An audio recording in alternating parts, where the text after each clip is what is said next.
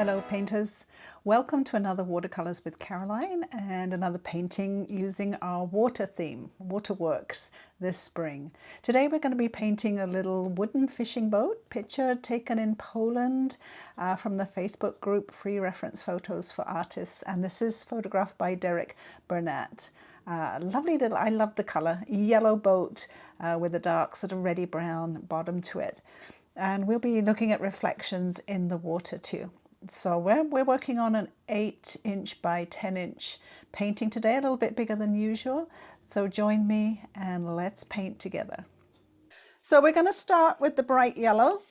And of course I use my Azo Yellow, but you can use whatever bright yellow you have in your paint box, cadmium yellow, something like that.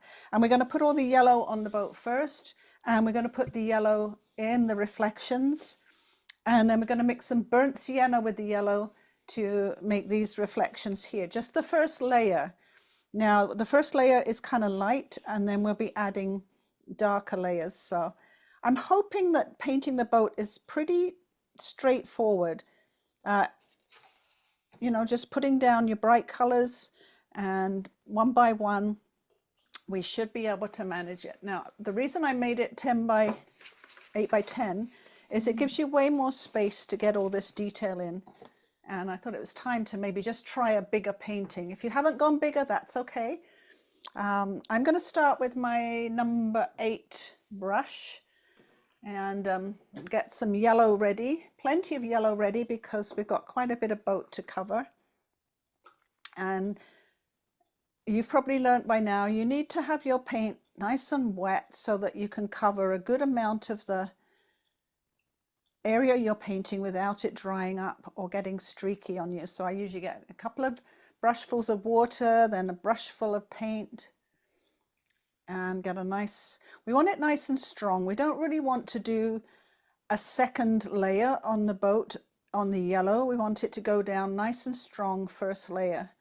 So I want a good well of yellow paint here. Oh, there we go. And oh, I put that miles away from me now. I'll put it closer to me there. There we are. Right, so I still have my number 8 brush in my hand, and it has quite a good point on it. So I'm just going to start with the point of my brush on just this little bit here under the tiller, just there, just that little tiny bit. And then start from the left side, because I'm right-handed. If you are left-handed, start from here and go backwards. And I'm going to be very careful to paint around this rope. Now, some of you might like masking fluid to mask that out. I don't, so I'm just going to paint around it. Makes it a little bit more trickier, but the bigger the paper you have, the easier something like that gets. And keep it nice and bright. I'm dipping my paintbrush in very frequently to get more paint so that I don't make my color too diluted, and I can keep it nice and wet.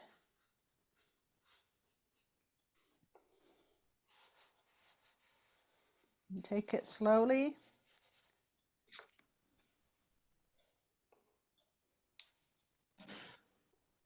Oh, you know what? I went over the line here.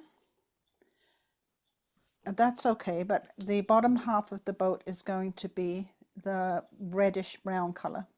So we don't need to paint that bit. It doesn't matter that I've accidentally painted that, but I shouldn't really have done that. What I'm going to do is I'm going to lift a little bit so that I don't have a harsh line there.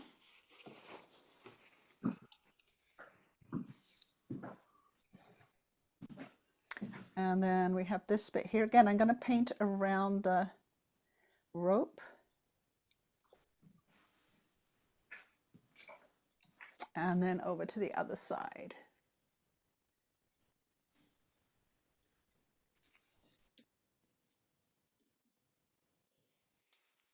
And dipping back in my paint again. Get plenty of nice rich paint. We will be doing a bit of shadow on the right hand side here when this layer is dry.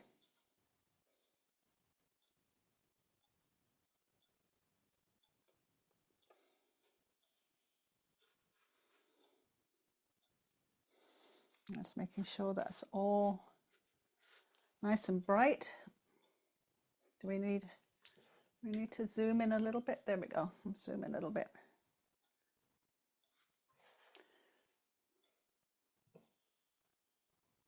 And after I've done that, I also want to put some of the reflections in the water so that I have some nice bright reflections of the yellow. And I can go right over the area that's supposed to be the reddy brown color.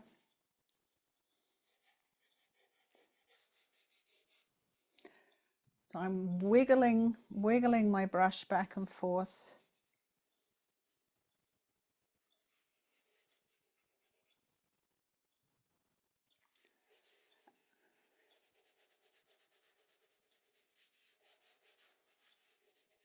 I want to come right down to where my tape is.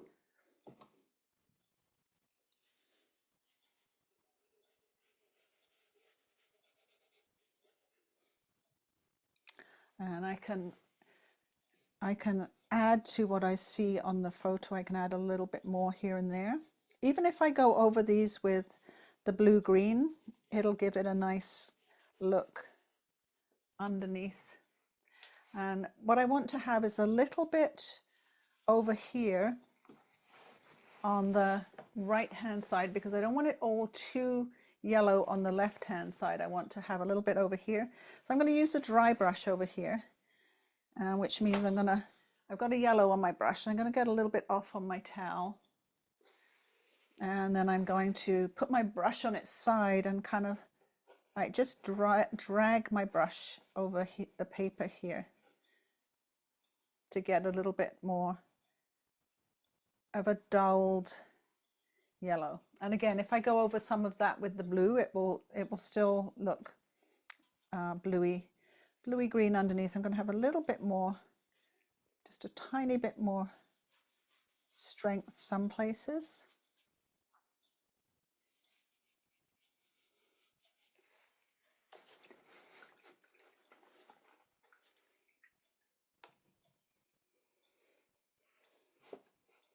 And that's our yellow reflections. Now we're not going to do too much to the yellow reflections, but we do want to put in the reddish yellow reflections. This is the photograph here. The photograph's much darker. I've lightened everything up and made it a little bit more colorful. So I'm going to mix with my yellow some burnt sienna.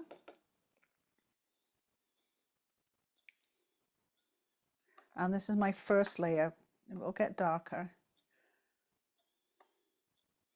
I'll get some burnt sienna in there. I'll just have some burnt sienna on its own here.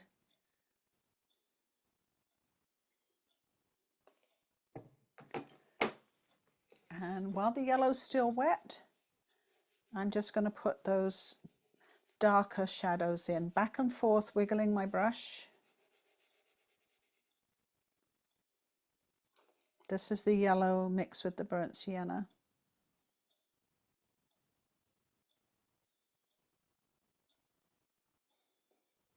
I'm going to come right up to the edge of the boat.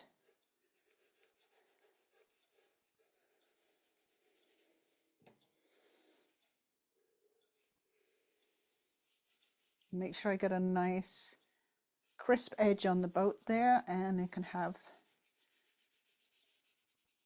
the shadows just,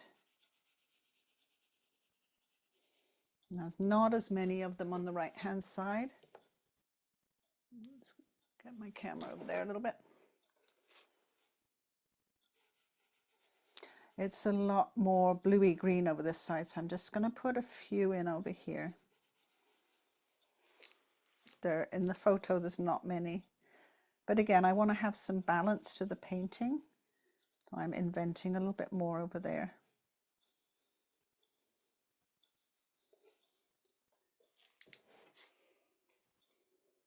And this is all pretty light at this stage.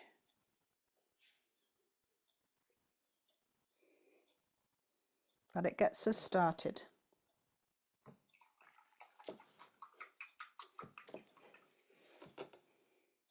Now we're not going to do this part of the boat while all of this is wet and the yellow is wet, because we'll get a big mess. So we're going to wait to do the dark on the boat here.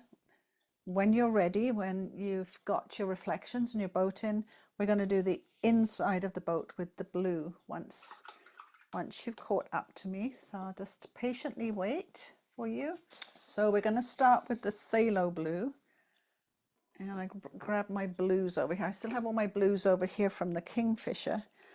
So I think sort of, well, maybe I'll get a clean spot so I don't have Kingfisher colour. Let's get some Phthalo Blue. Now Phthalo Blue is very intense, so we don't want it full strength because it will be too intense. We want to water it down a little bit, because I think the inside of this boat is mostly white, or maybe it's a little bit blue, but it's could be white in shadow, or it could be a light blue. So we don't want it too dark. So I'm watering down my phthalo a little bit. Then I'll test it, see what I've got. I had a piece of paper. There it is, there's my piece of paper. I'm going to see what I've got there.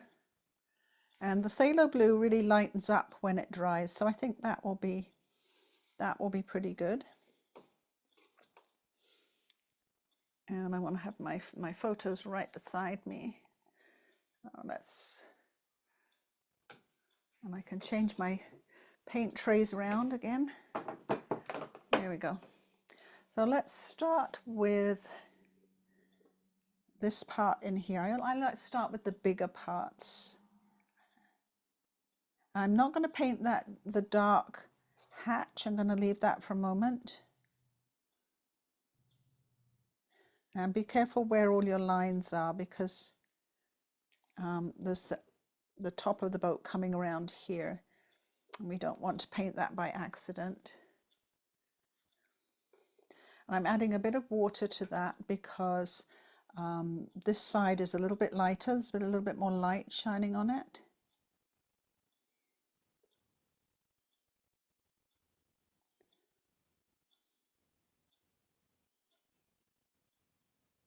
And I couldn't believe how much these lightened up as they dried when I did paint it. I think I had to go over some of them with a bit more colour.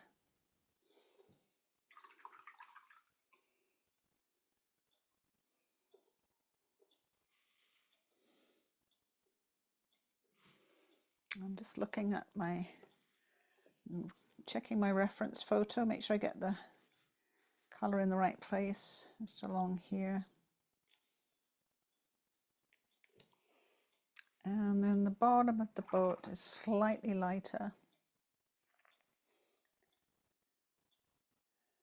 And I'm going to add a little bit of Cobalt Blue to that. I'm actually going to mix some Cobalt Blue here and add a little bit of that phthalo to it.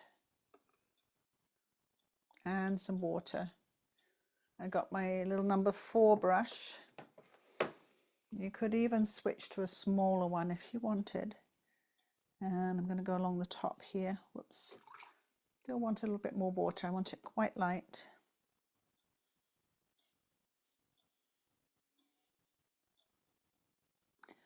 And along here, the inside of this part here.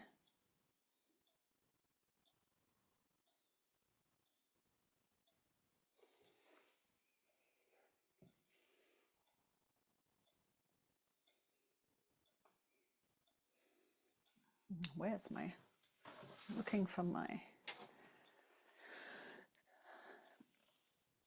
okay, so this side over here I've painted with a very, very diluted, the cobalt mix, very diluted. I've just added a bit more water to it. And across here. Get it much, much lighter. And we're going to add a little bit more dark to some of this too. I just picked up a tiny little bit of the Phthalo Blue to go with the Cobalt, just coming along here.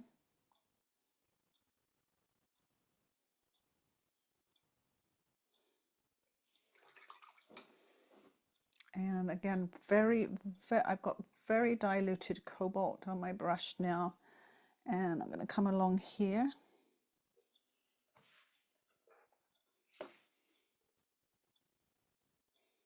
We're really just staining the paper.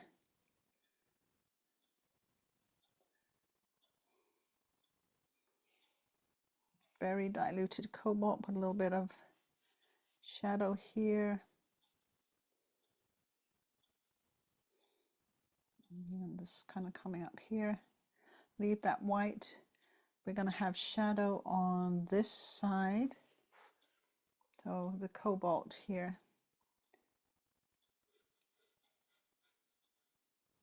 Might put a bit more on when that's dry if it's too light. And along here.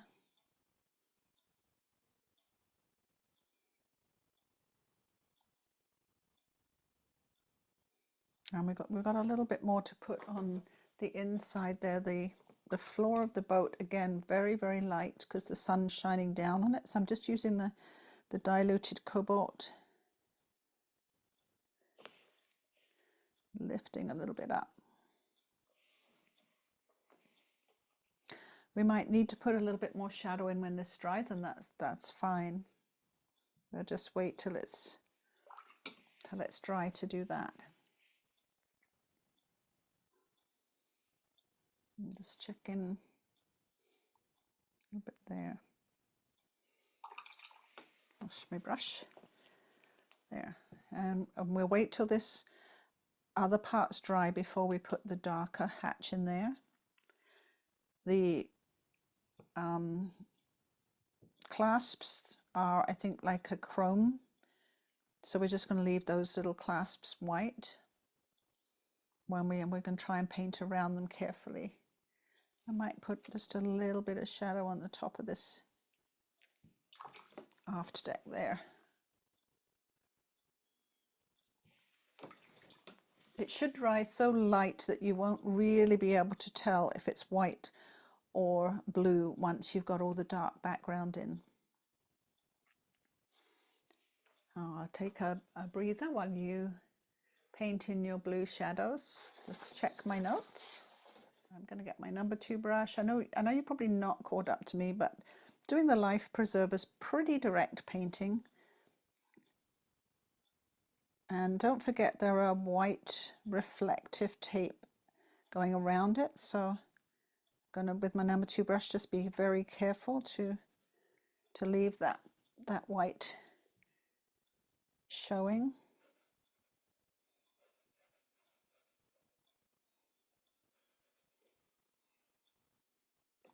And this part I'm painting now is the inside. Now, when this orange is starting to dry, I'll put a bit of red on there to make the inside a little bit darker.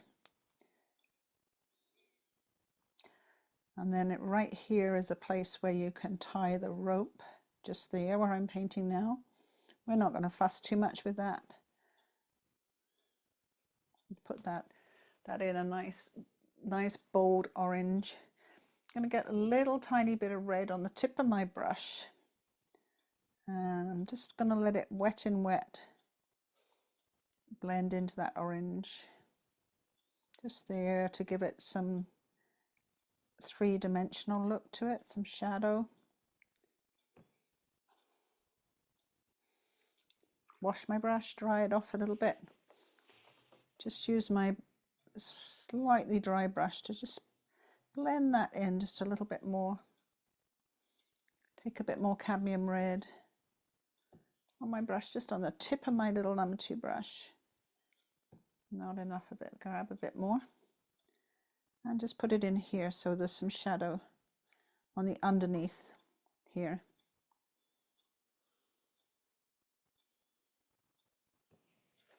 And of course, when it's a little bit more dry, I'm going to put some shadow on the inside. It doesn't need much fuss.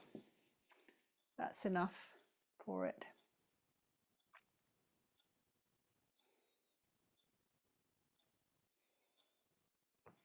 Oh, where's my photo?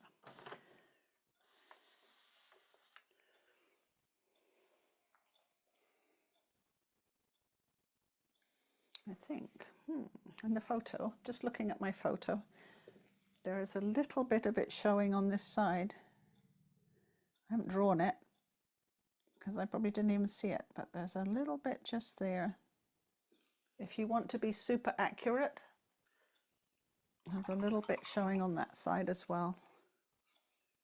It's so much in shadow on the photograph that I didn't even see it. We can put more shadow. We can put some shadow on it when it's dry.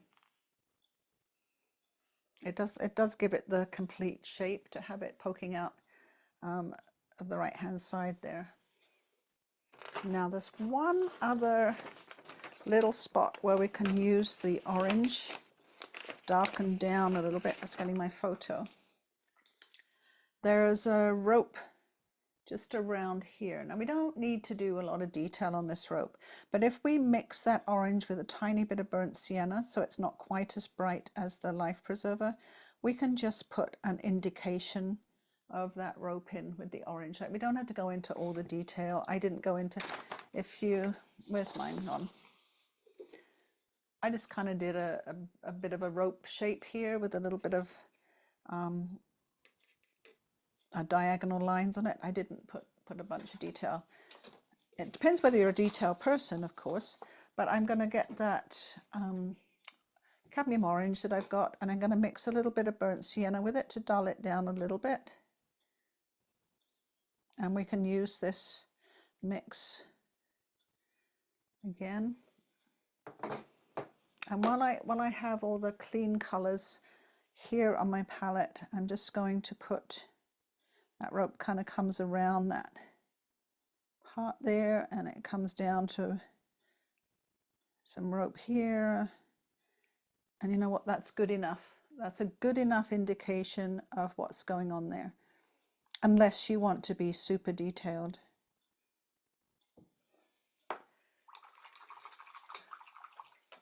I'll wash that brush. So we've got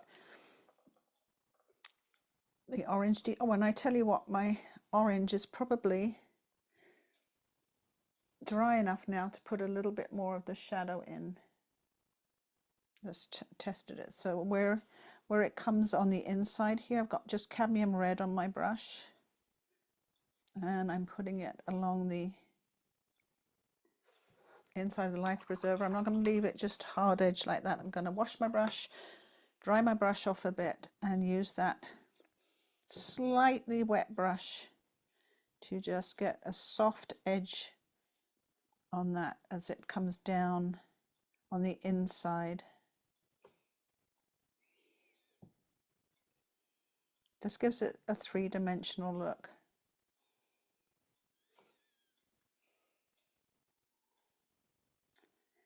It's all dried up a little bit now, so I can put a little bit more color on it.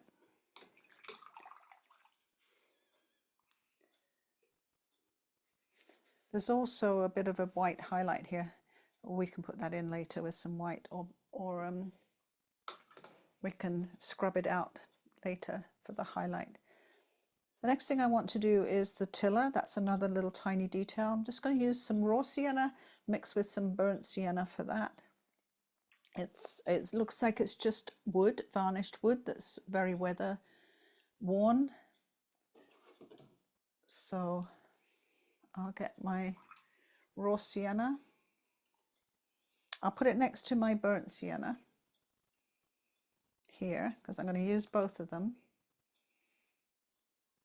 My little number 2 brush, still it's a small detail.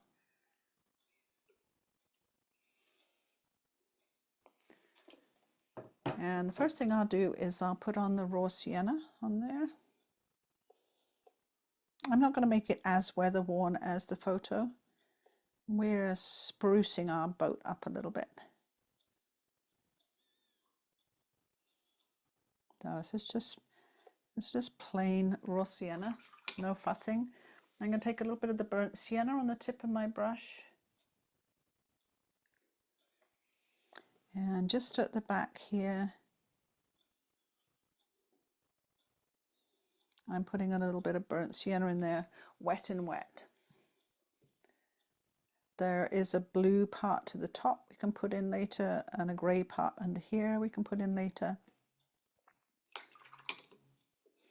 All of that detail can go in later. All the shadows and the different parts can all go in later.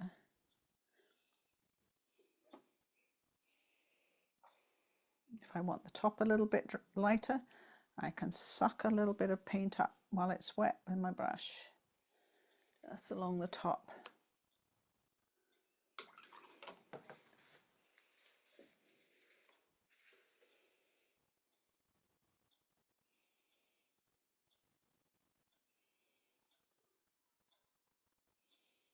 And then I want to check the colour I used for the dark hatch. Payne's Grey and Ultramarine Blue.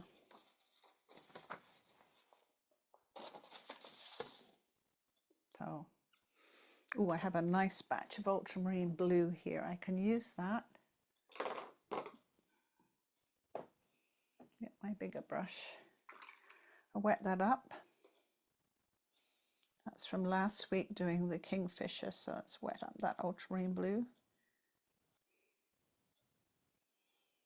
Now, if you don't have ultramarine, I mean, you will have ultramarine blue. If you don't have Payne's Grey, you can add Prussian blue to it and some burnt sienna. That will make it, that will darken it up. I'm just going to add a little bit of Payne's Grey to it to darken it up a little bit. And to keep it kind of a nice sort of transparent colour.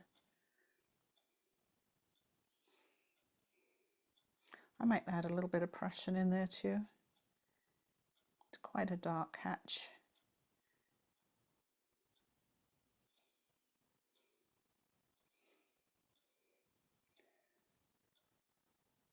Then I want to test that. See what the colour looks like. A little bit dark, maybe add a little bit more water.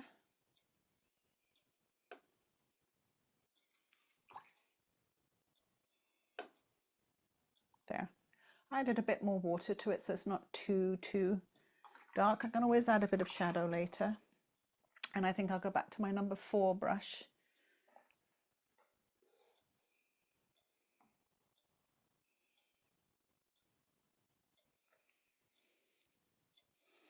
And sometimes if I'm not, oops, I've got splatters all over my ocean. That's right. I'm going to put my paper towel there just to make sure that I don't rest my arm in anything while I go paint this hatch. Make sure my number 4 brush is fully loaded with, I've got a hair on it, with paint, so that I've got plenty of colour. Get those edges nice and straight.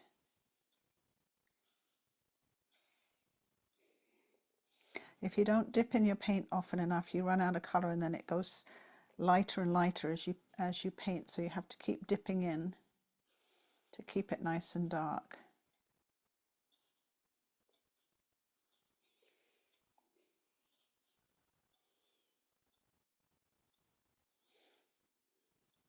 And keep the edges nice.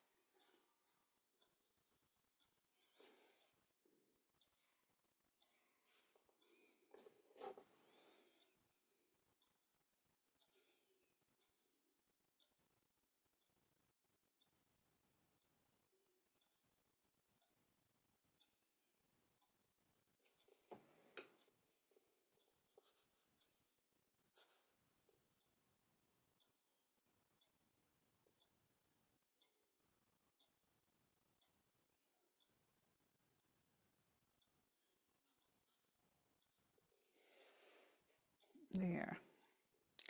And the hatch is darker on the left here, so I've got a little bit of Payne's Grey on my brush, quite concentrated, and I'm just going to dab it along this edge to make this edge a little bit darker while everything's still wet.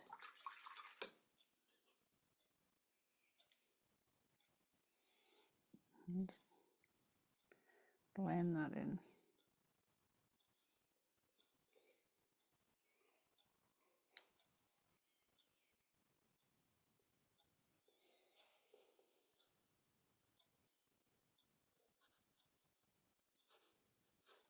Go across the top. And I'm just looking at some of the detail. So you don't have to put the detail in, but I think there's a fishing. Well, I got Payne's grey on my brush. I think there's like a fishing knife here. Possibly something. I'm going to pop that in because those little tiny bits of detail are sometimes just fun. Don't have to put them in.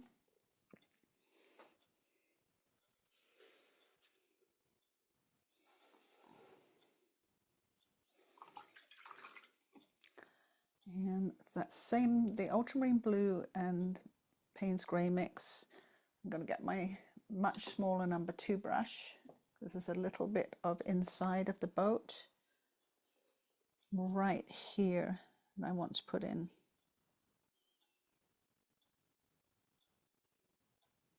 Right there. And I can put that shadow along there and on there.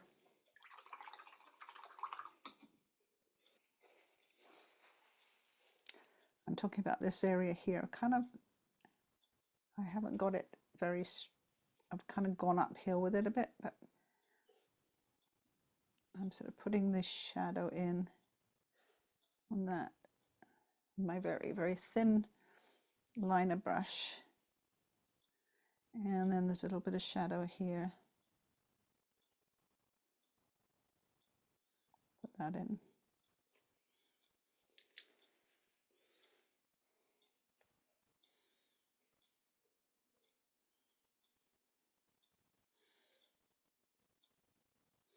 I'll take, while I've got my liner brush and that dark paint, I'm going to put a shadow line along here.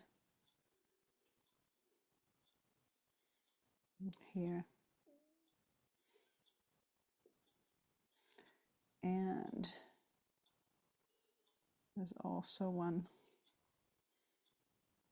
along here as well.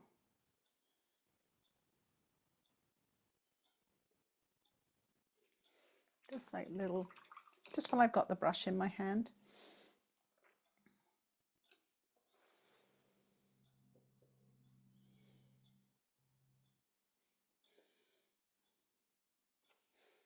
There's just some little details like here.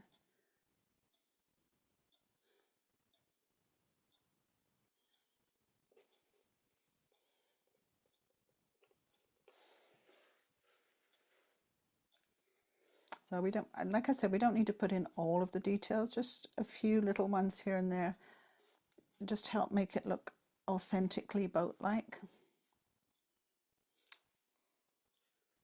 And while we've got the dark mix, the next thing we're going to do is these, I think they're called stanchions or something, that the ropes are tied around. They're very, like, they look like they're carved out of very heavy wood.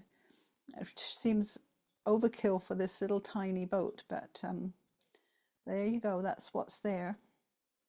So we're going to mix our dark mix with a little bit of sepia or burnt sienna or something to paint those dark bits of wood that the ropes are tied around. If anybody's a boat person, I should know, my husband's a boat builder and we've been married for like 47 years and he's built me boats and I still don't remember what all the things are called on them.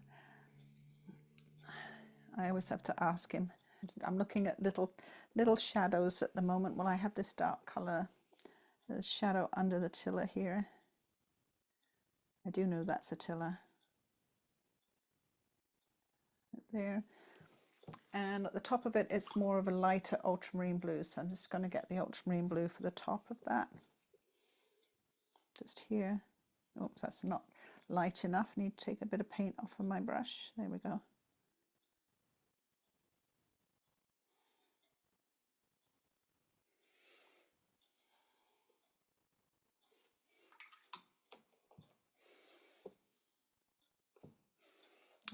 I'm going to use my Phthalo Blue again. And I'm putting the three-dimensional. I'm going to add some cobalt to it. It's a little bit strong. The three-dimensional look to these parts inside the boat.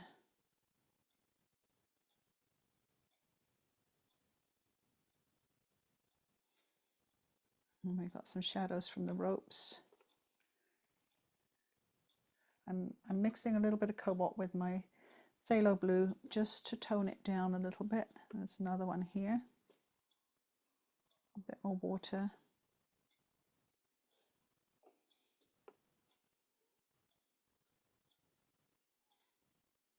One there, and there's a shadow along the top here.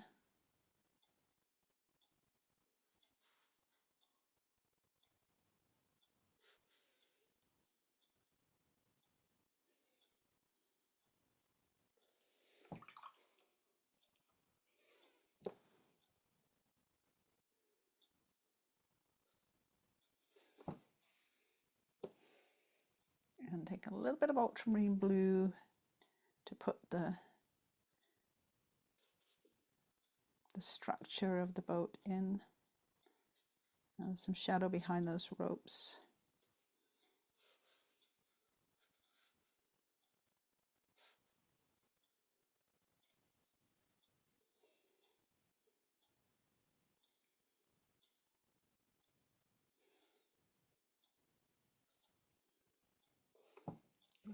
Little tiny details.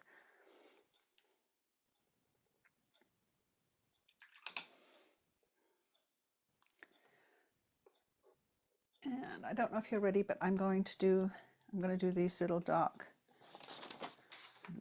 pieces here that the ropes are wrapped around. So what I've got, I have my Ultramarine Blue and Payne's Grey mix. I'm going to add a little bit more Payne's Grey to that. And I'm going to add Sepia to it. Sepia is a really cool dark brown. If you don't have Sepia, use whatever brown you have in your palette, whatever you've got. What I might want to make is a very dark color, almost black. Little number 2 brush. And I'm going to paint those little guys in that the ropes are wound around.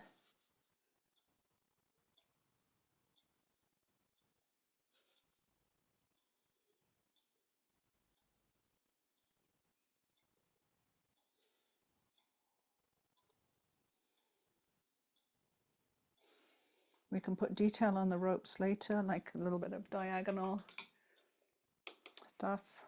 The front of that's a little bit lighter, so I've put the colour on.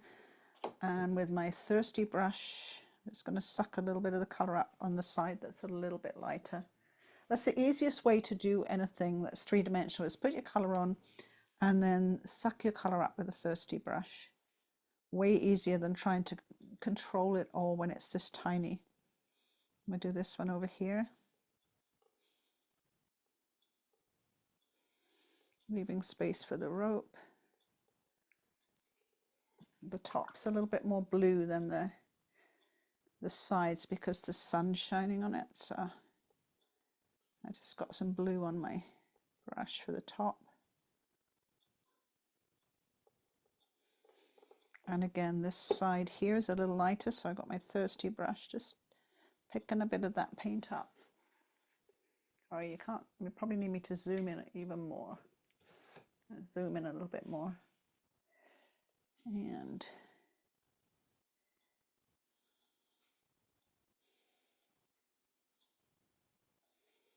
kind of glom to the side of the boat here.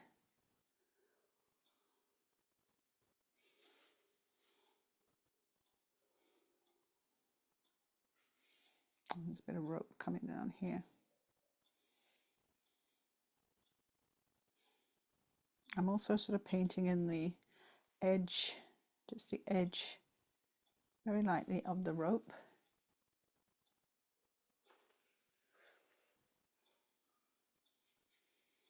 There is a shadow that goes over the boat from the rope. We'll do that last when everything else is painted in.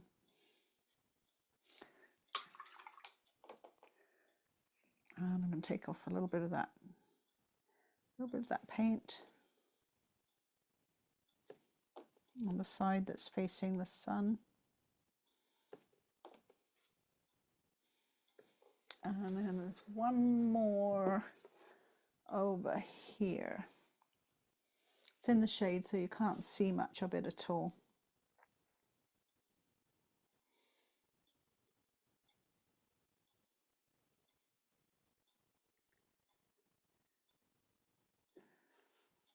So again, I'm going to kind of paint a little bit of the rope edge.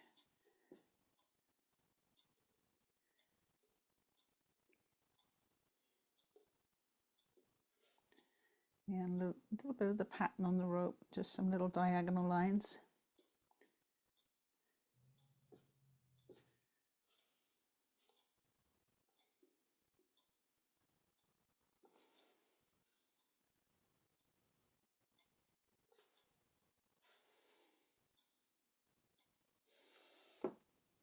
And while I have that colour on my brush, I'm going to paint the edge of this rope too. Little lines.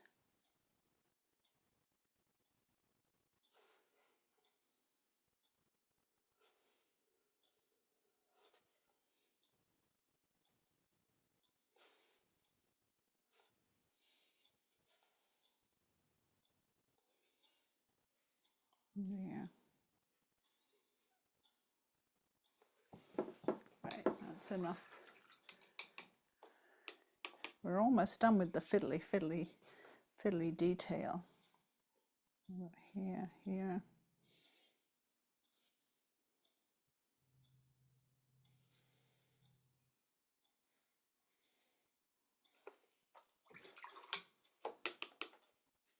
I was putting some dark there. Right, let's pull back a little bit.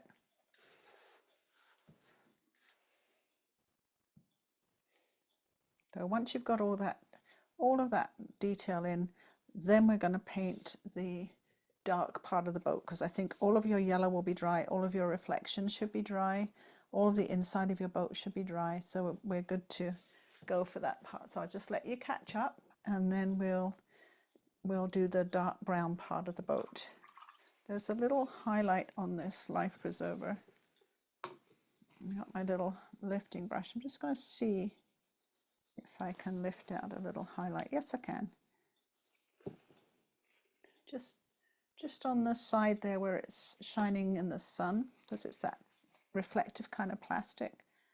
There's this little tiny brush I've got. There's a little bit of wet water and a Kleenex, and I can lift out a little highlight.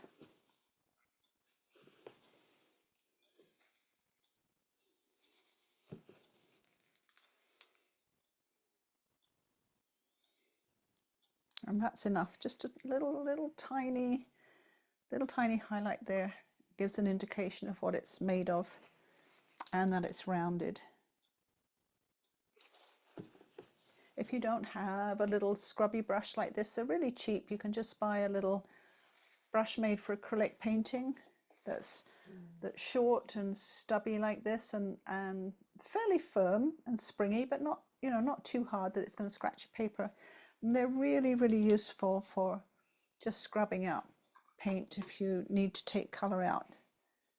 We will be, for the reflections on the final week, on week 8, we will be scrubbing out the reflections. You can see here what I mean. Like if I use this little brush to scrub through that paint and then dab with the Kleenex,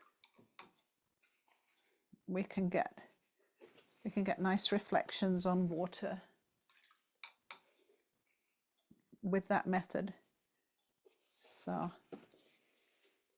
I'm sure you can all find a little brush somewhere that's useful for that. Yes, so I have used, for the main part of the boat here, I've used the burnt sienna with a bit of cadmium red, which will be quite bright for the first layer, but then we will put a darker layer on over the top of the dry paint. So it will eventually have all these shadows in it. But you can see we want the light paint for the highlighted areas, and then we'll be putting shadow over the top of the dry paint. So that will be our next step when you're ready. I'm going to grab my number 8 brush and I'll make that mix up. So let's get some burnt sienna. It's very close to burnt sienna, but it has a bit more red in it. And another color it is very close to is a color called light red. And let's see if I've got, I can't remember if I've got a light red or not. I think that's a light red. It's called light red, but it's actually a reddish brown. So, I mean, if you had a color that's called light red in your paint box, which looks like this, I mean, that's a great color. It's quite sedimentary. It's kind of not as clear as mixing the burnt sienna with some cadmium red, pyrrole red, scarlet lake, something like that. So I personally like cadmium red. I find it just a good workhorse color, nice bright red. So that's what I'm using, a little bit of cadmium red mixed with that burnt sienna to make a color very much like light red, but a little bit brighter and a little bit more transparent. So that's what I'm going to use. I might try touches of the light red in it. I tend not to call for colors that you may not have. I know I have been a little bit more lately, trying out new colors and suggesting them, but you really don't have to have them. You know, it's okay if you don't. So I'm going to switch to my number 6 brush because I've got some little areas I want to get in. I'll zoom in a little bit again. So I'm going to get that color, and I overpainted it here a little bit too much, but that's okay. I'm going over the top of the yellow and it will be fine. Want to get that end of the boat in behind the rope.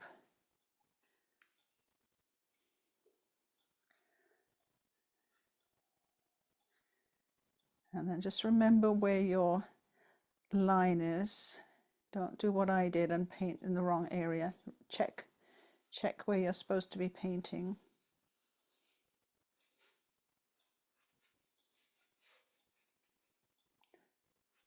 And if you've kind of lost your line, then draw it in.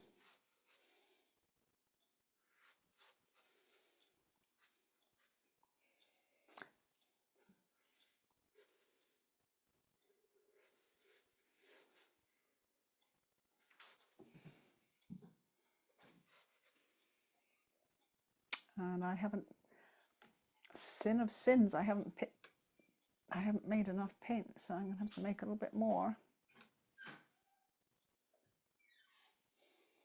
And kind of quickly, because I don't want this to dry up when I'm mixing paint.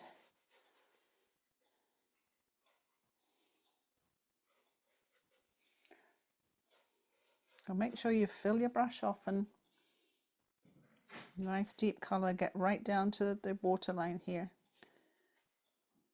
So it's sitting, when we put the reflections, it will sit in the water.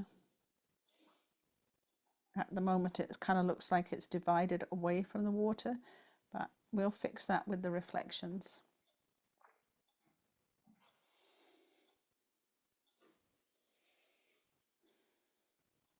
And it looks kind of bright. I'm looking at my screen, it looks bright on my screen. Now I want my smaller brush. Well, maybe I'll put this bit in first and then switch to my smaller brush.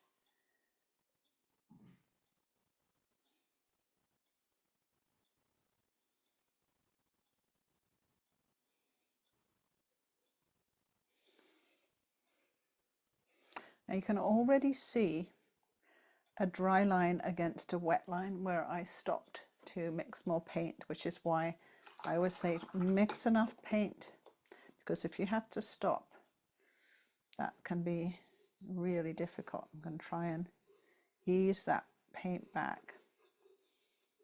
The good thing is we've got shadow going to come in there, so that I can go over the top of that with some shading. Now I need my small number 2 brush because I want to go down the front of this here, and I actually want to mix with that dark color. I want to mix a little bit of phthalo blue in with it.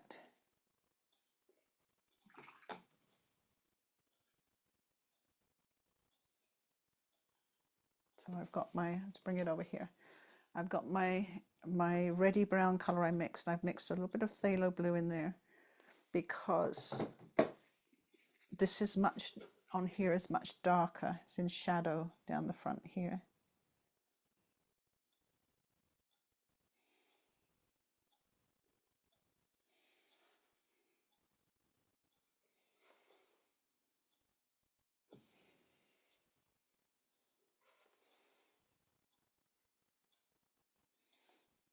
So you want a small brush so you can really get a thin line going down there.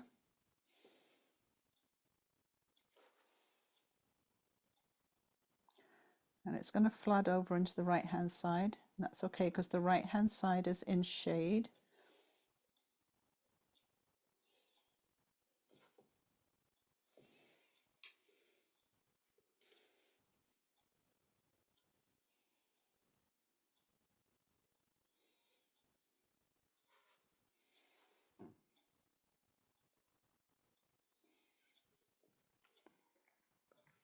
And another place that's in shade and quite dark is the line along here. So I can use that dark mix here too.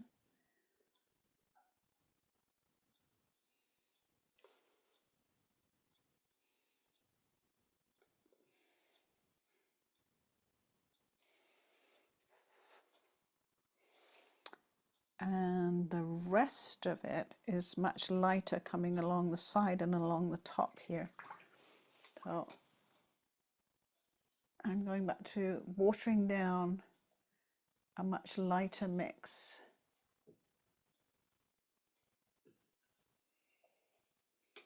And I have to be really careful with my hand because I've got, oh, so I missed a bit. It's okay, I'll come back and do that. I missed a bit at the front here. I'll come back and do that when this is dry. I don't want to have wet paint against dry paint. What I'm going to do is with this much lighter mix is carefully coming along here.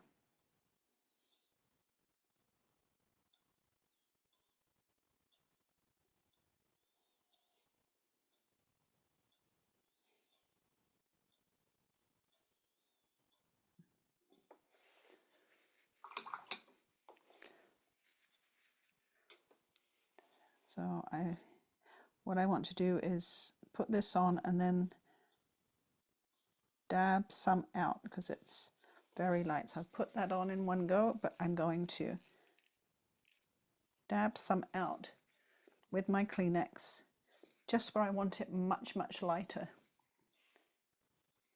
And there's, you can see just the tiniest bit on this side. You can't see much, tiny bit.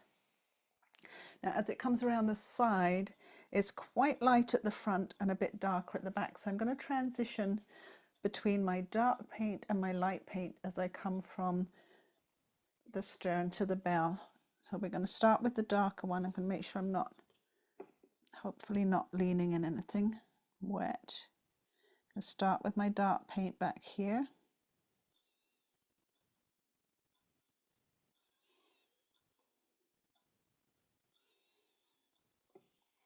And now I'm going to wash my brush and get my lighter paint.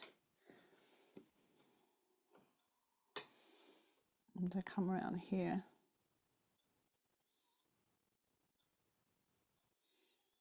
Coming up to the rope and stopping. Whoops, going over. Stopping, I said, Caroline, stop there. And dabbing just a little bit to take a little bit off. And light paint coming around here.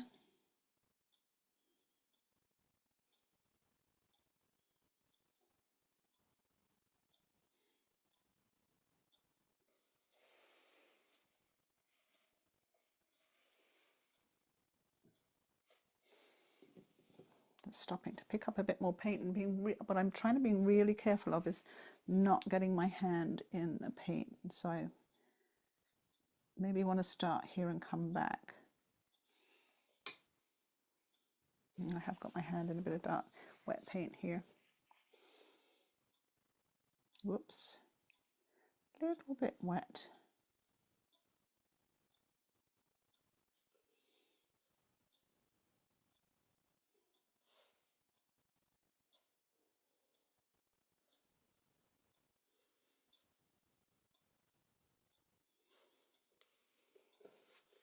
Oh, I've smudged a lot of paint. That's okay. It's going to be in the reflection. That's a danger. I should have really stopped and dried that before putting my hand over here. I'm trying to be economical with time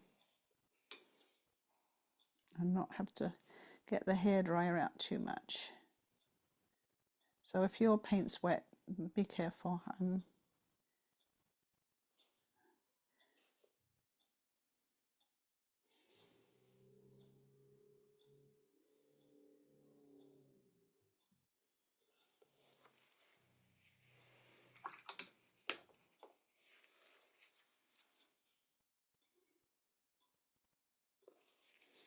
My line didn't get very straight there because I was being worried about that wet paint.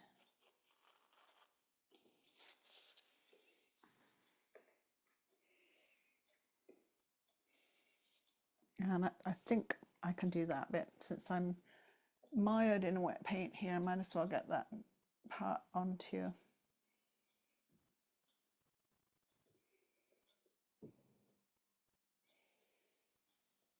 Just mixing up a little bit more of the red and the burnt sienna.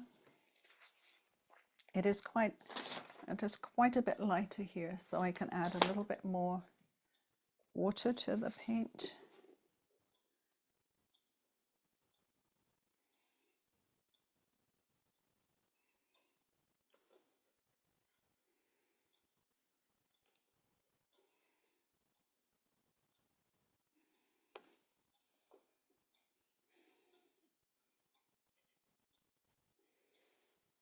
And I'll go back over this side that I smudged. And I'm really not worried about that smudge. I'm going to put a lot of waves and water under there, so it will be fine.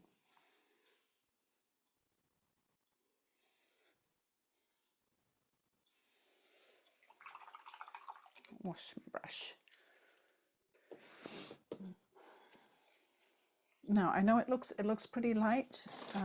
We have quite a bit of dark to put over this light layer, so don't worry about it. I'm not going to put too much of the wear and tear and dark on this, just the tiniest bit. And you can actually see that this side is quite a bit darker than the other side, so we'll probably need a bit more shading on that side. Definitely some shading over the yellow part. And we already did the blue shading here.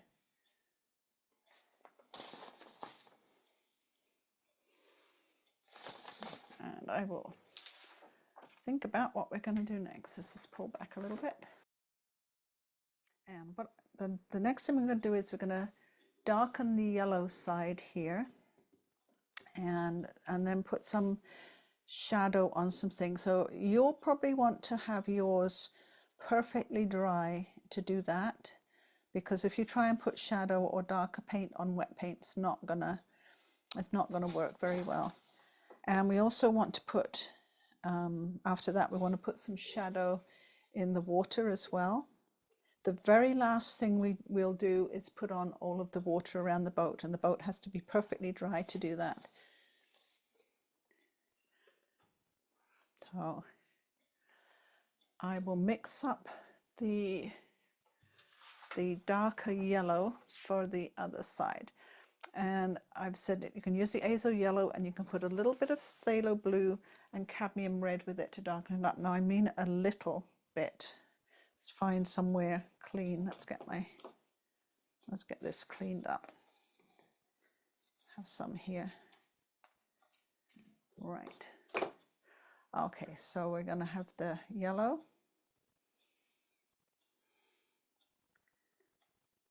And the tiniest touch of Cadmium Red.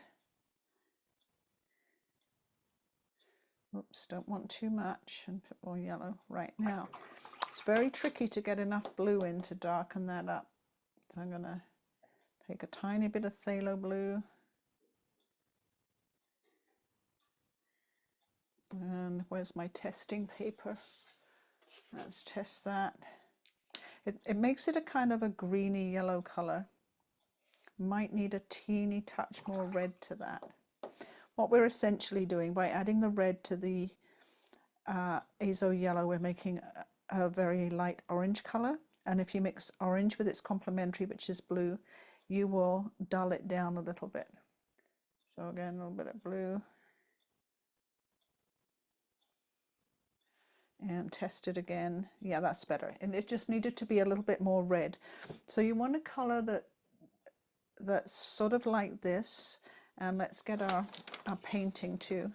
What I find helpful is to paint my color, turn that around, is paint my color on the edge of my test paper and then put my test paper up to my reference photo. Now the reference photo comes out a bit darker than it really is, so I want my color a little bit lighter.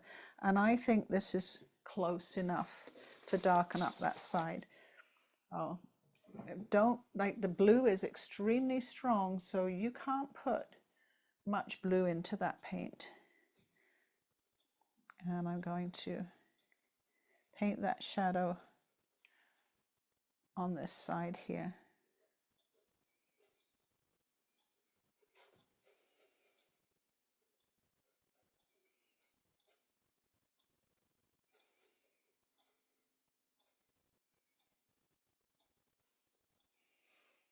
Just gives it that rounded look. I can also, I'm gonna grab a little bit of ultramarine blue and add it to that. When I mean a little bit, I mean like this. I add it to that mix. I'm gonna make it a little bit darker at the bottom here. Just here. Just tapping that in. Make it a little bit darker as it comes down to the edge. You know, this part's going to be darker too underneath that yellow, so don't worry about that. And I want to use a dry brush on the side for a little bit of, if you can see the side of the yellow here, it's very scuffed. I don't want to put that much scuffing on the yellow, but I did add a little bit of dry brush here. So you can use any brush for dry brush. What you do is you get the color on your brush. I have my number 8 here. And then I'm going to get my towel. Just, oh, there it is. Disappeared on me, of course. I get my towel and I'm going to take off some of that paint on my towel to dry out my brush a little bit. And then test it on my test paper. I'm going to drag it sideways across that test paper. And if it skips over the texture of the paper, it's just right for putting some shadow on here. So you want to skip it over your test paper, and I'm going round. I'm making a sort of a rounded stroke, so it sort of follows the roundness of the boat. A bit there. And if you've taken off most of your paint on your test paper, it should be just right for dragging around the boat there. It's gonna, that one got a little bit away on me, so I'm just going to, and it's just subtle. It's not very dark and it's not very scuffed up, but just gives it a little bit of roundness and a little bit of, you know, utilitarian look to the boat, so it's not too perfect. We're also going to put some of the lines in as well, but not yet. We're going to do the similar sort of shading around the bottom of the boat as well, with a much darker mix of the brownie color mix. So I'll let you do the yellow. If you're ready, I'll let you do the yellowy one first. Remember, that was yellow and red and a little bit of, I used phthalo blue. You can use any blue you want, actually. Orange and blue will make you a grey color. And that's all you're aiming to do, is grey down your yellow just a little bit, so it's not quite so bright, so it has some shading to it. And then I'll look up the colours that I had for the brown shading.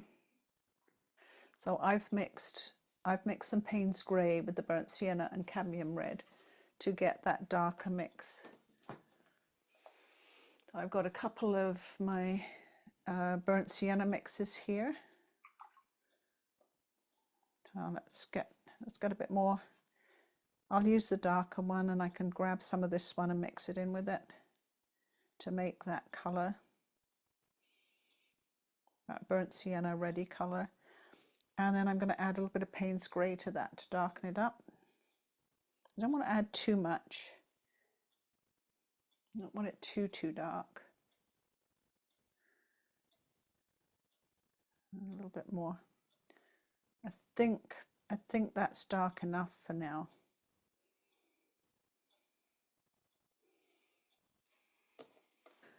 And we're going to do the kind of the dry brush again so that we get that old paint look to the boat. But I'm going to use either my number 8 or number 6. I got my number 8 filled with paint, so I'll use that one. And again, my brush is filled with paint from mixing, so I want to take a bit off on my towel so it's not saturated.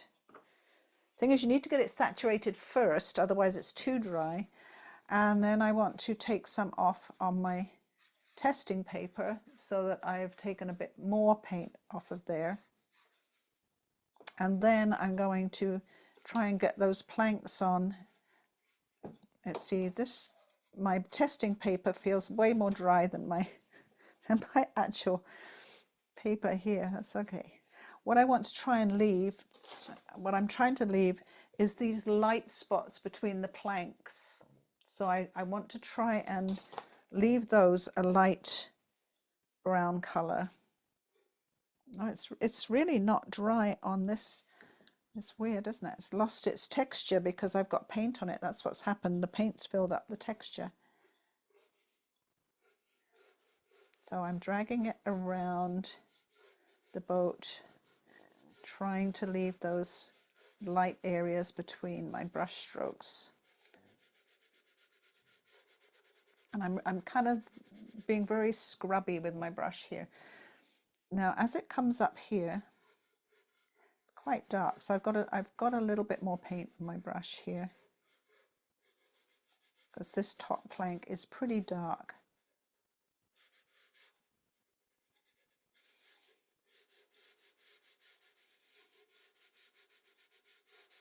Can you hear my brush kind of scraping? Well, it's actually my hand probably.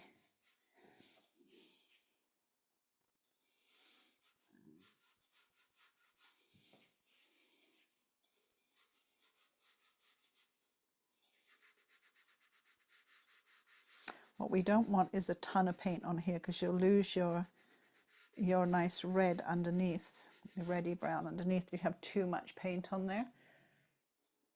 So I'm getting a bit more on my brush, taking it off on my towel, taking some off on my paper. I'm getting ready to do the next plank here. Too much, it's still too much on my brush.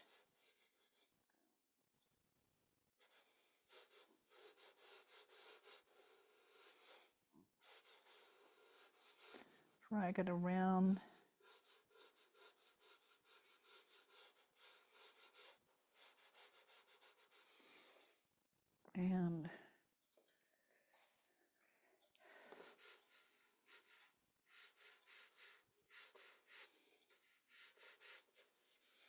And then the third one, I haven't reloaded my brush, I've just kept it nice and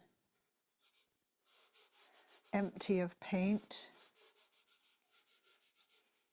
And I'm going to drag down here because the wood grain goes downwards there. I'm dragging down. And I'm going to use this dark colour, not dry brush but wet brush, to darken this side here.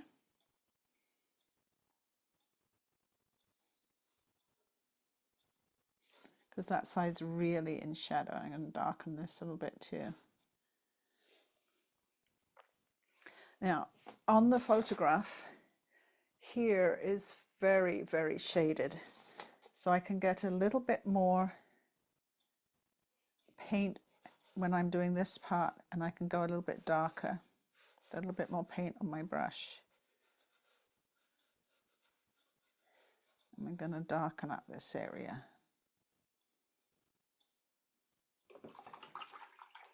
Now I've washed and dried my brush, and I want to scrape that end of that dark out a little bit so it's not so obvious, but it's blended in a little bit more.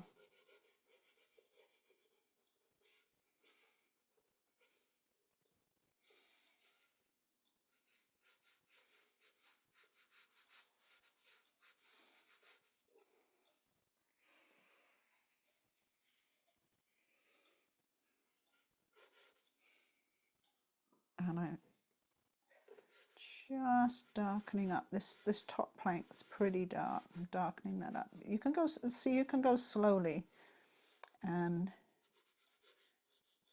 work on it a little bit at a time.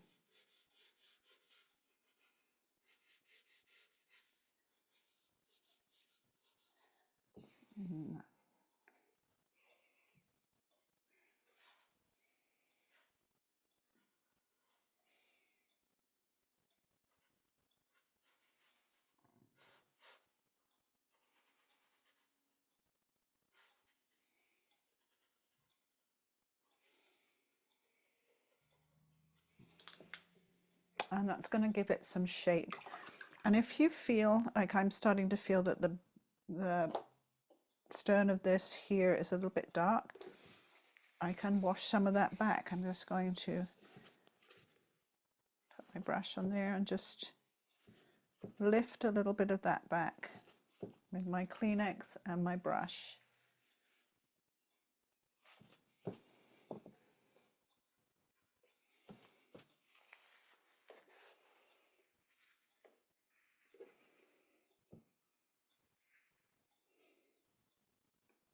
I'm trying to think if there's anything I've missed.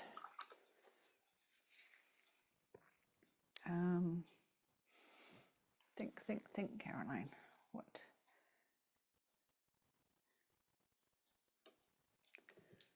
I'm going to just put a little bit more dark here.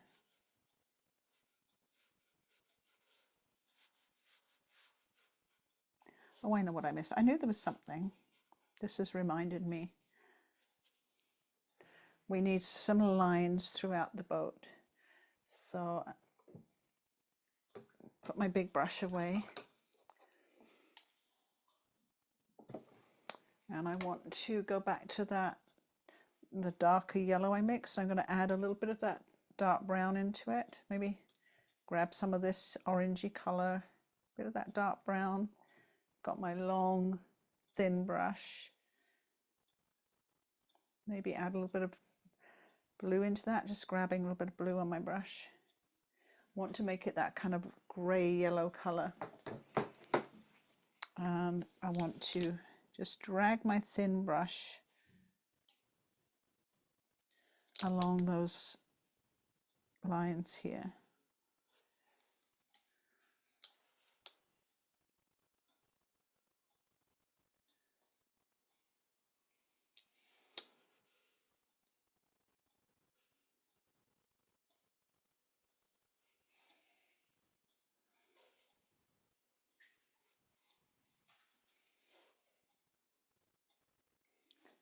And also down the line here.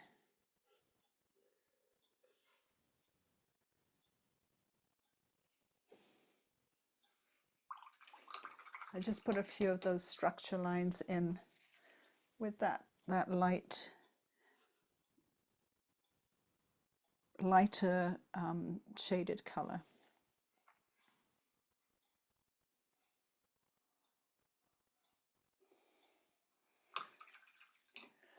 The other interesting thing is in the photo where the rope comes away from the boat here, it's darker than some of the other areas. So I used on my painting a little bit of raw sienna, my thin brush again, a little bit of raw sienna to darken up that that rope as it comes away from the boat. Trying to get enough raw sienna on my brush.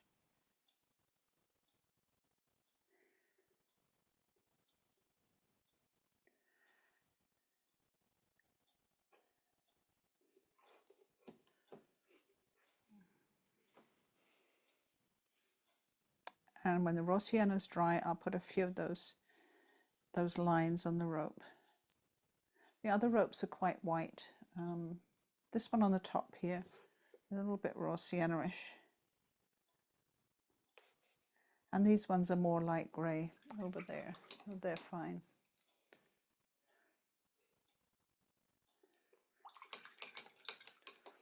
And the other thing we have is the shadow from the rope down the side of the boat. I like to use ultramarine blue for those kinds of shadows. And my thin brush, I've got my ultramarine here with a little bit of the Payne's grey. Let's grab that on my thin brush. And the shadow comes over here. Yeah, I'm pretty sure it's a shadow. Yeah. Comes down here, down here, down here, down here, and around there. And then the rope behind here is a bit darker. It's a bit darker here.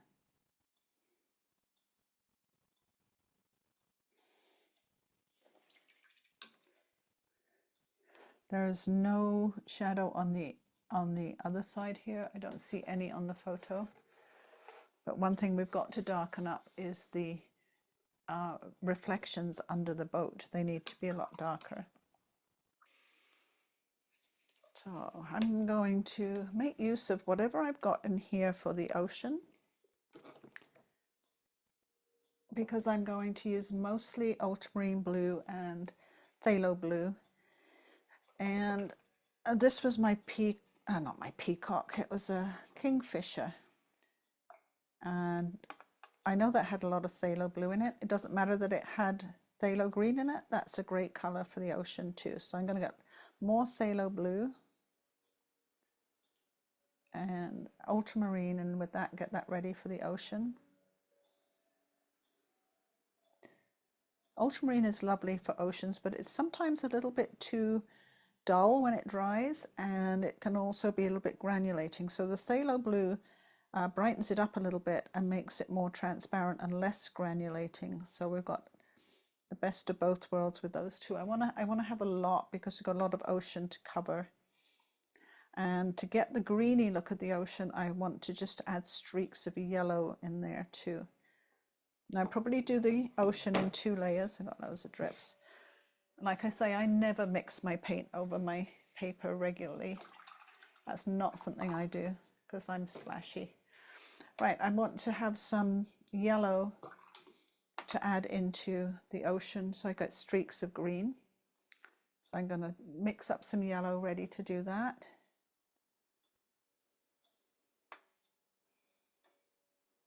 It's already looking greenish because they're all good, just a bright yellow. And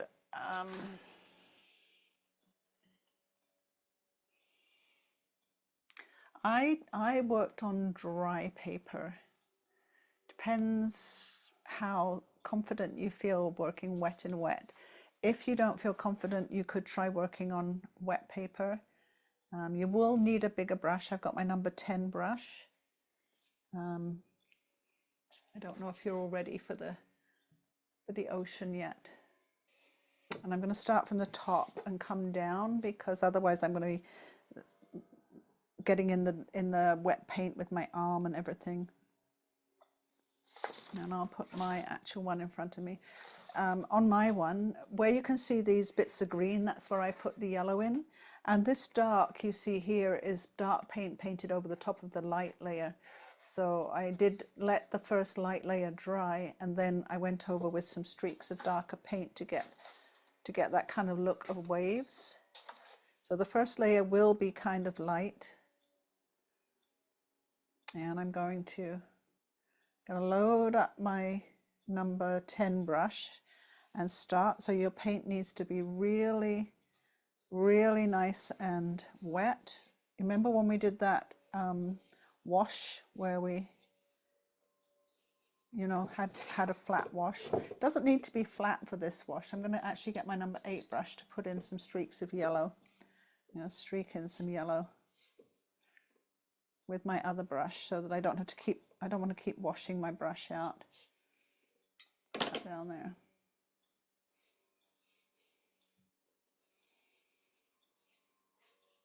And I'm kind of like tipping my board up a little bit so that it runs down and I have that bead of paint. And I'm just going to streak in a bit more yellow.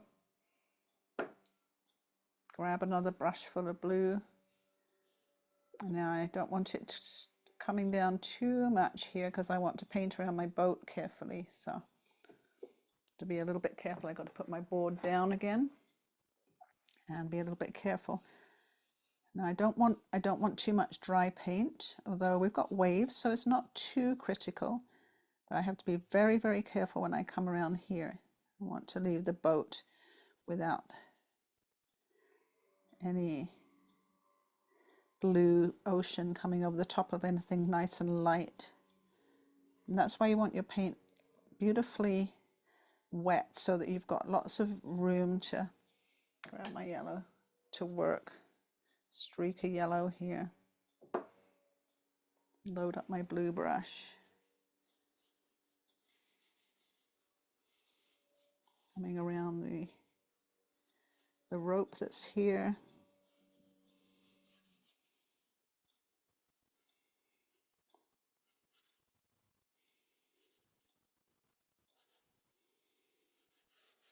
And I'm going to, when I get to here, I'm going to wiggle it back and forth because I want to. Sorry, I might be leaning over it, but I have to get in kind of close. A bit of yellow in here. This side is drying up, so I've got to get back to this side pretty quickly. So if I leave it like this, I've got a water pattern that I can come back to. And come carefully around my boat. Bring my paint into that other wet paint that's there.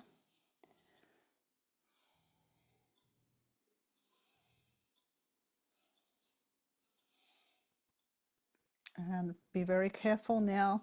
I'm coming up to the orange. I don't want to go over the top of it. I'm lifting my big brush up so I've got just a point happening here.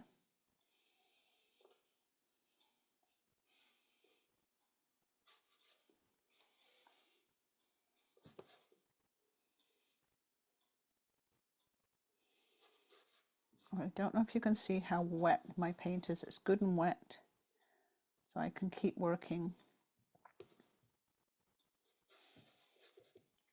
Grabbing more paint. And coming down where that rope is there. And I'm going to grab a bit more yellow. Straighten that in a little bit. Now, like I said, I'm not worrying about whether I get those water blooms. I want that look. I want that look of where you put wet paint or water into the water to get a bloom. I'm actually working with that. I want to come down carefully of this side of the boat.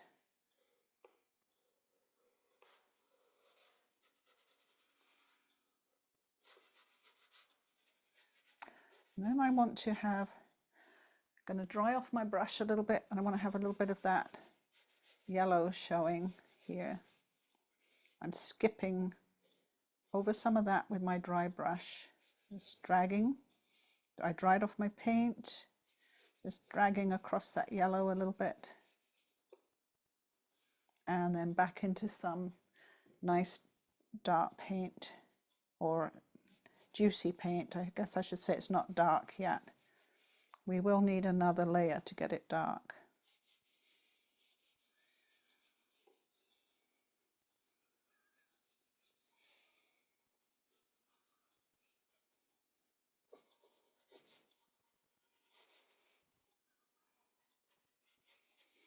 And my yellow, grab my yellow,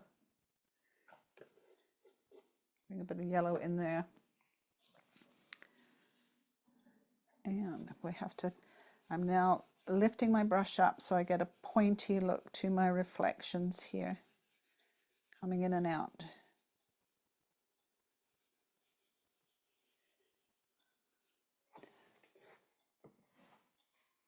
I'll zoom in a little bit so you can see better what I'm doing. And I'm going to work on this side over here. So grabbing my wet paint again, and of course I will probably get a bloom as it goes up against that damp paint there. And I've gone a little bit over the side of my boat there, so I'm going to have to be careful.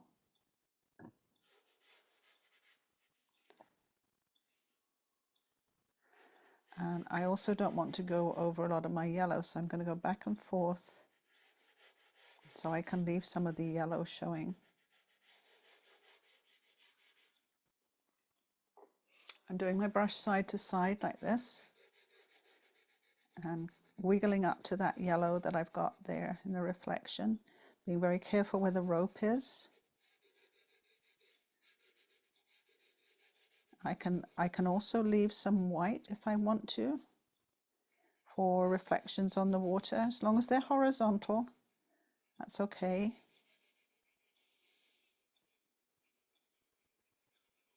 And be very careful with the rope there.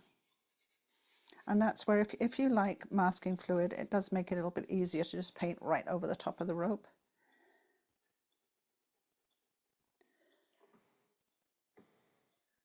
I'm going to grab my yellow paint. I'm just going to zip some in here.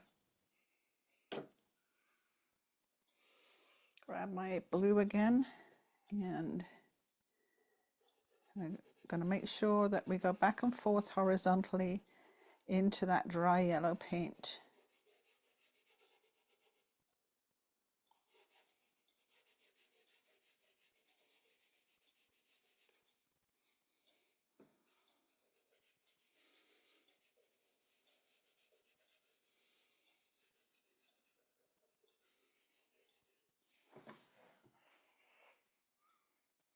So it helps if you have a good point on your brush. I'm going to grab a little bit of the darker paint from the Payne's grey mix.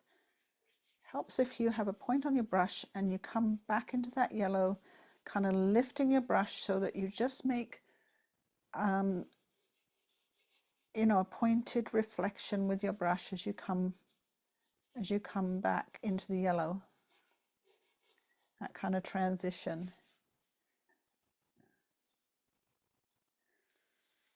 It makes it look a little bit more like water.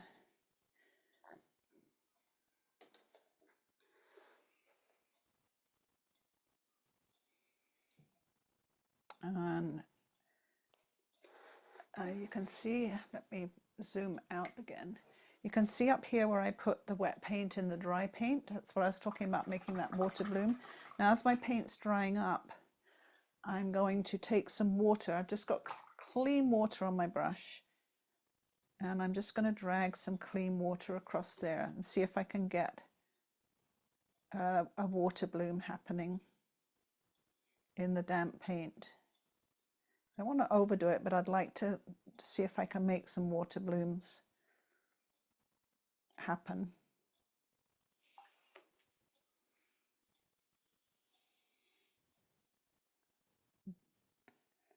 This paint here is just damp, so it should bloom up as I put that damp paint, wet water over that damp paint.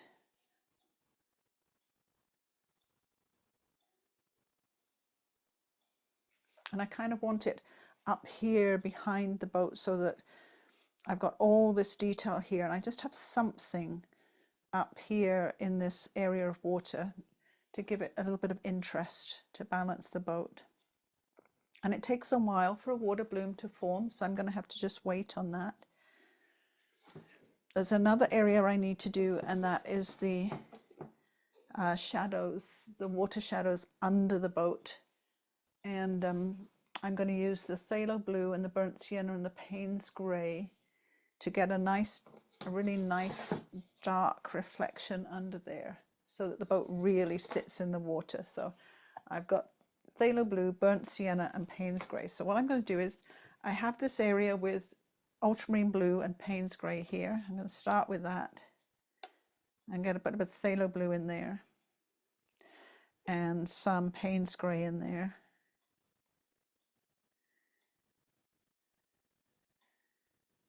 Get nice and dark.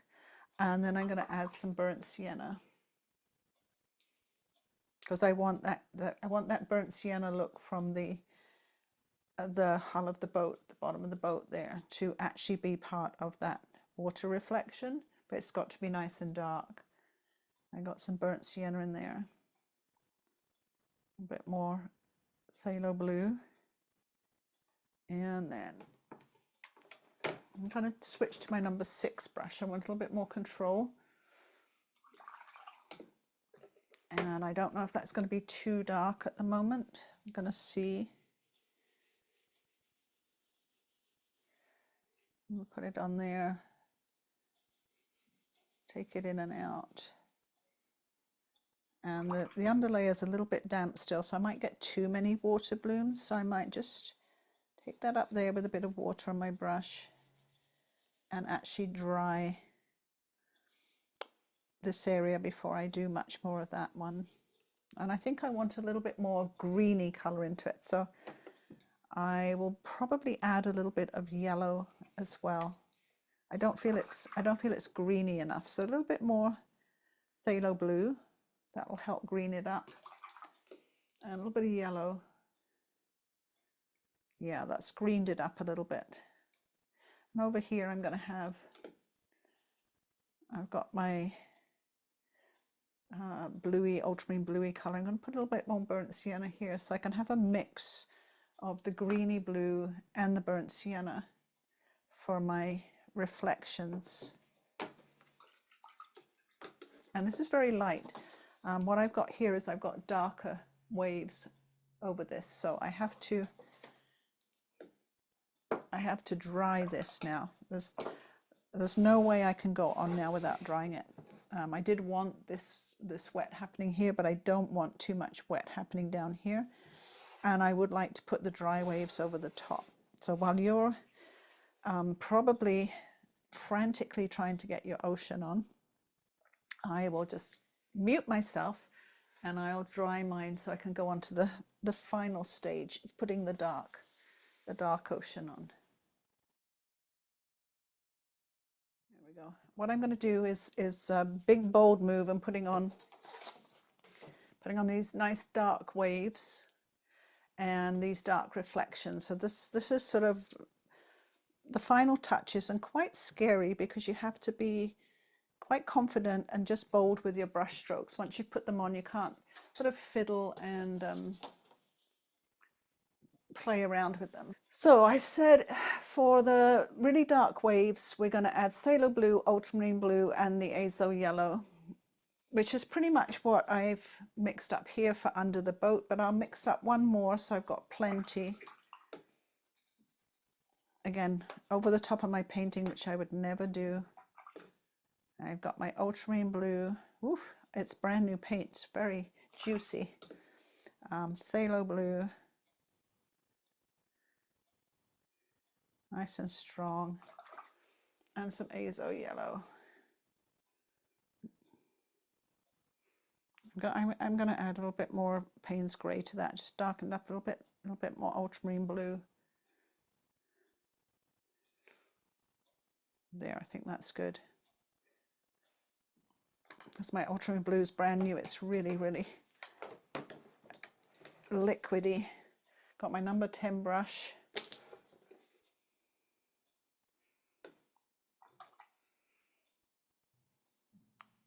Grab my number 10 brush and then be really bold. I'm going to come along here, horizontally, a little bit more water on my brush.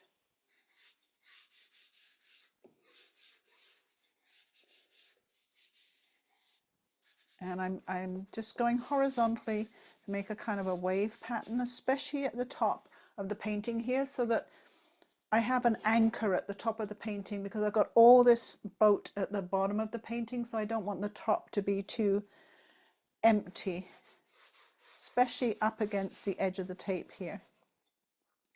I want to use a dry brush technique, which means I got my brush loaded with that colour, and I'm going to take some off on my towel, and I'm going to drag my brush sideways across my paper and get some dry brush on there. And then I want some little waves. I'm wiggling back and forth, have like a wave pattern using just the tip of my brush. And what I have is I have my hand firmly on my paper, which is dry here. And if I wiggle back and forth, I can keep it horizontal. I'm not touching the paper just yet. And I can just sort of lower the tip of my brush down onto the paper, and I can make those wiggly water patterns and wave strokes just by wiggling my hand back and forth horizontally.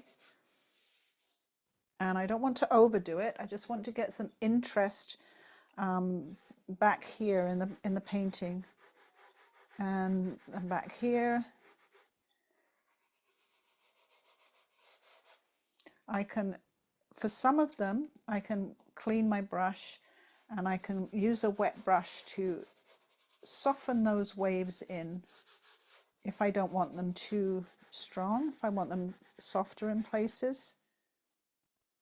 Like here, I'm going to put them on, wet brush, soften them out a little bit.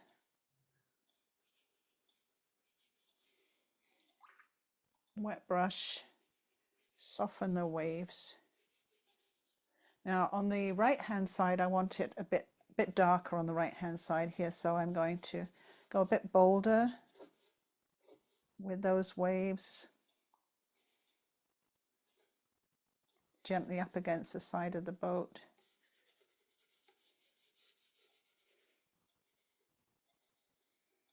And add a lot more colour on this side.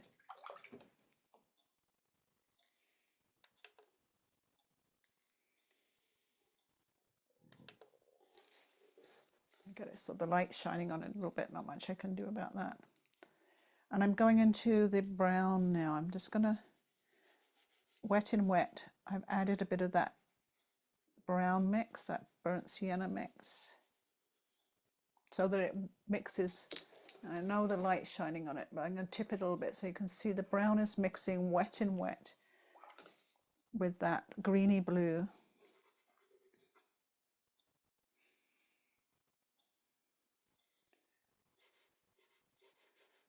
I'm just grabbing some blue on my brush, making a few waves here. Go slowly, you don't need to rush with this part. Like getting your ocean on in one go was a big ask, but now you can slow down a little bit. I'm going to put my number 10 brush away and switch to my number 8 brush. No, even my number 6 brush. Put my number 8 away. I want a bit more control as I come under the boat here. That's going to be my hardest part to do. So I have some burnt sienna on my brush. It's mixed a bit with the blue, which is a good thing. And I don't have to rush. And put a little bit of burnt sienna here, coming out into the yellow.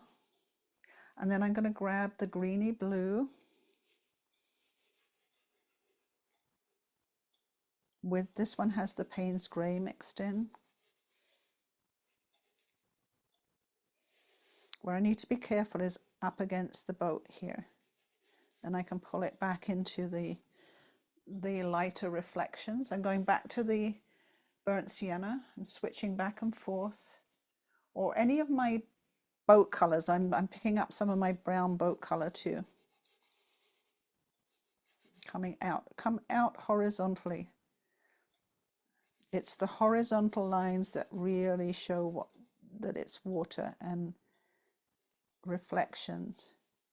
I've come out with a bit more brown. Now I'm going to pick up the greeny blue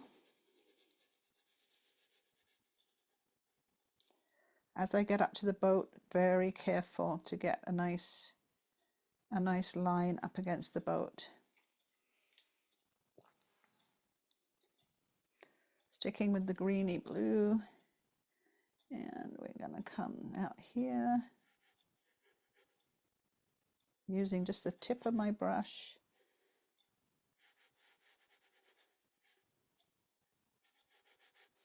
Up against the rope, coming out, finish up this area here,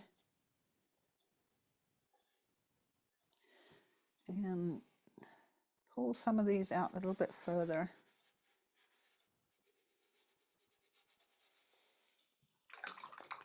I'm going to get the burnt sienna boat color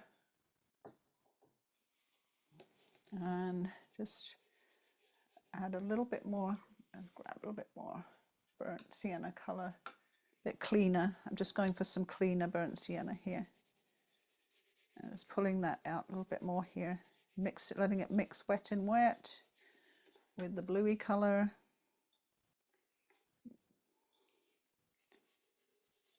And here, can stick some out this way. Let it mix wet and wet with the blue color. And I'm bringing it out just gently over the yellow here. So we got a mix there. And we're almost done. Little tiny things like a little bit of shadow on the end of the tiller there. I haven't done the name on the boat, but that's we can have a little bit more detail here if we want. A little bit more shadow coming around the boat.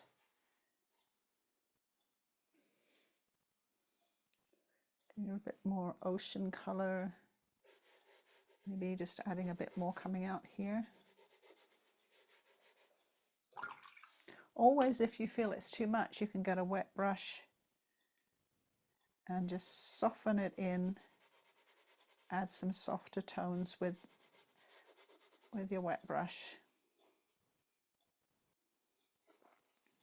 Put it over that yellow a little bit. The key is to do just enough, not too much, just enough to get your shadows, your waves, but not take away from your boat by having too much in there. I feel like I want a little bit more in here, more here maybe. And because I want to balance the boat, a bit more here. I've got a wet brush to pull that back and forth. I didn't get much of a wave happening with my wet paint, so I'll try it again, see if I can put some water on there, see if I can get a bit more wet paint happening back there.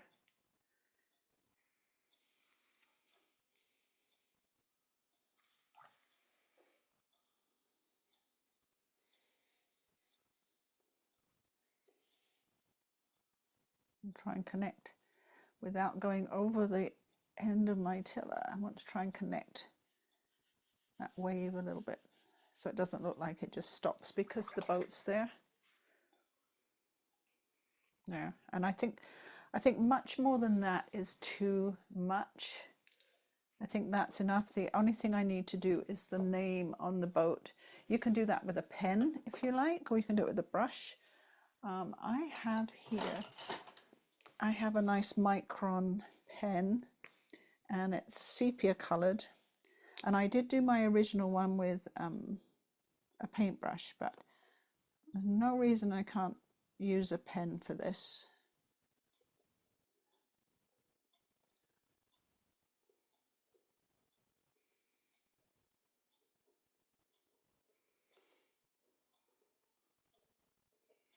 And there's a little curly thing on the end here.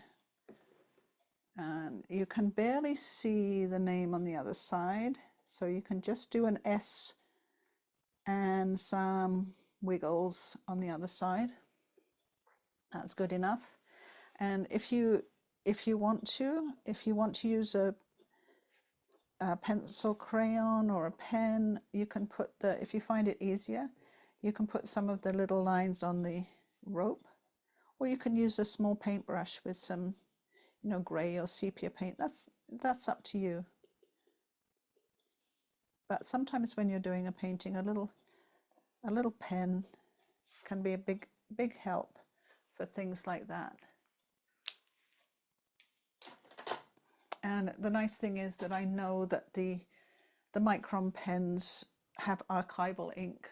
Like a lot of pens, the ink will fade if you use a waterproof Sharpie, for instance. Although it says a permanent marker, it's not very permanent. It's an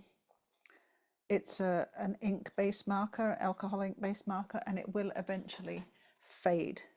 Whereas these ones are not supposed to.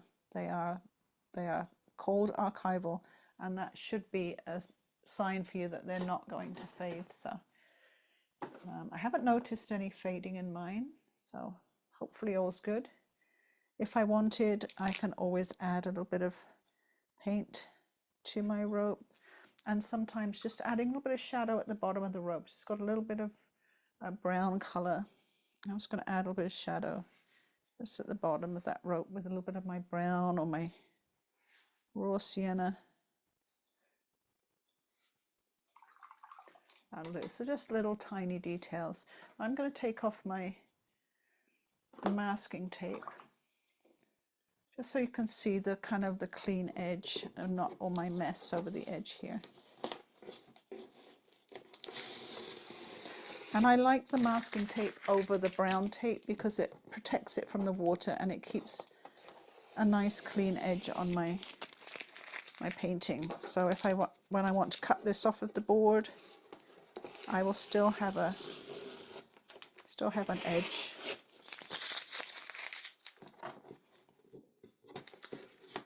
Now I'll not take the painting off of the board for at least a day, because I want it to dry completely so that it dries completely flat. If I was to take it off the board now, it would warp as soon as I took it off the board, because I would be releasing it before it was completely dry.